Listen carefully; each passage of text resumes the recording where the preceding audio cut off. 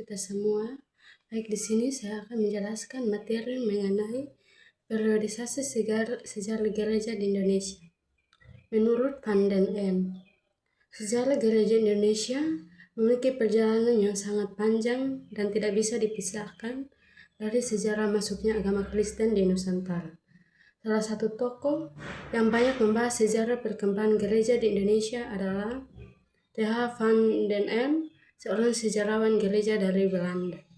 Dalam bukunya yaitu Harta dalam Bencana dan karya lainnya, Van den End membagi berjalan gereja di Indonesia dalam beberapa periode penting berdasarkan perkembangan zaman dan konteks sosial politik yang mempengaruhinya. Yang pertama yaitu masa permulaan atau abad ke-7 sampai tahun 1511. Pada masa ini, pengaruh Kristen sudah mulai masuk ke wilayah Nusantara, walaupun masih sangat terbatas. Beberapa bukti arkeologis menunjukkan adanya hubungan antara pedagang Kristen dari Timur Tengah atau India dengan wilayah Nusantara. Namun, belum ada bentuk organisasi gereja yang nyata di Indonesia. Ciri-ciri periodisasi ini adalah kekristenan datang lewat jalur perdagangan internasional. Tidak ada catatan resmi tentang pembentukan jemaat Kristen. Pengaruh Islam mulai kuat di beberapa daerah. Yang kedua, masa Portugis tahun 1511 sampai tahun 1605. Kedatangan bangsa Portugis ke Malaka pada tahun 1511 membawa misi penyebaran Injil bersamaan dengan perdagangan rempah-rempah. Para misionaris Katolik, terutama dari Ordo Fransiskan, Dominikan, dan Jesuit, menjadi pelopor penginjilan di wilayah timur Indonesia seperti Maluku. Ciri-ciri periode ini adalah munculnya misi Katolik pertama di Indonesia. Pusat kegiatan misi berada di Maluku. Raja Ternate dan rakyatnya sebagian menerima ajaran Kristen. Kekristenan masih identik dengan kekuasaan Portugis. Yang ketiga, masa VOC atau Belanda, yaitu pada tahun 1605 sampai tahun 1799. Ketika Belanda menguasai perdagangan melalui VOC atau Verenigde Oost-Indische Compagnie atau kekristenan di bawah pengaruh gereja reformasi Belanda mulai berkembang. Gereja-gereja Protestan mulai dibentuk di wilayah-wilayah jajahan VOC. Ciri-ciri periode ini yaitu kekristenan Protestan menggantikan pengaruh Katolik Portugis. Gereja berada di bawah kendali pemerintahan kolonial VOC. Ajaran Kristen dianggap agama resmi orang Belanda. Penginjilan kepada pribumi sangat terbatas.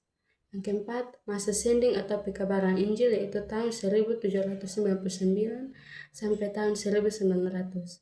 Setelah VOC dibubarkan, kegiatan penginjilan mulai dilakukan secara lebih bebas oleh lembaga-lembaga sending dari Eropa seperti NZG atau Netherlands Zendeling Genostep dan RMG atau Rheinische Missions Gesellschaft.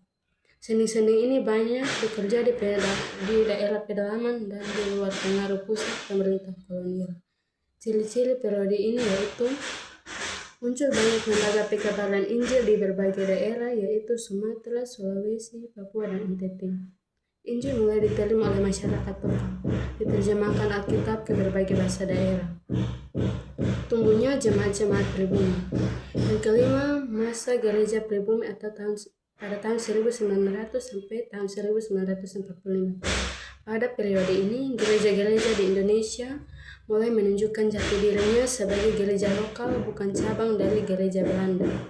Gereja mulai mandiri dalam kepemimpinan dan pelayanan. Kesadaran nasional mulai tumbuh. Ciri-ciri periode ini yaitu berdirinya sinode-sinode gereja lokal, misalnya GMIM, GKJ, dan GPIB, dan lainnya. Peran gereja dilakukan pendeta-pendeta pribumi. Gereja berperan dalam kebangkitan nasional dan pendidikan masyarakat. Semakin mandirian gereja, semakin kuat menjelang kemerdekaan Indonesia. Yang keenam, masa gereja merdeka atau tahun 1945 sampai sekarang. Setelah Indonesia merdeka, gereja-gereja di Indonesia pun berdiri sebagai gereja yang mandiri dari pengaruh penjajahan. Gereja mulai membentuk organisasi nasional dan bekerjasama antar denominasi. Ciri-ciri periode ini yaitu berdirinya Dewan Gereja-Gereja di Indonesia (DGI) pada tahun 1960, sekarang PGI atau Persekutuan Gereja-Gereja di Indonesia.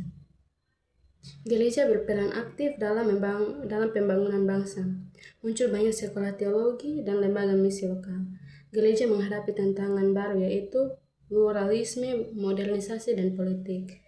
Kesimpulan, menurut Van den Ende, sejarah gereja di Indonesia menunjukkan bahwa kekristenan tidak datang secara tiba-tiba, tetapi melalui proses panjang di masa perdagangan, kolonialisme hingga zaman kemerdekaan. Gereja di Indonesia kini berdiri sebagai gereja mandiri, konseptual, dan terpanggil untuk melayani masyarakat yang secara nyata di tengah bangsa yang majemuk. Demikian materi dari saya, terima kasih dan shalom.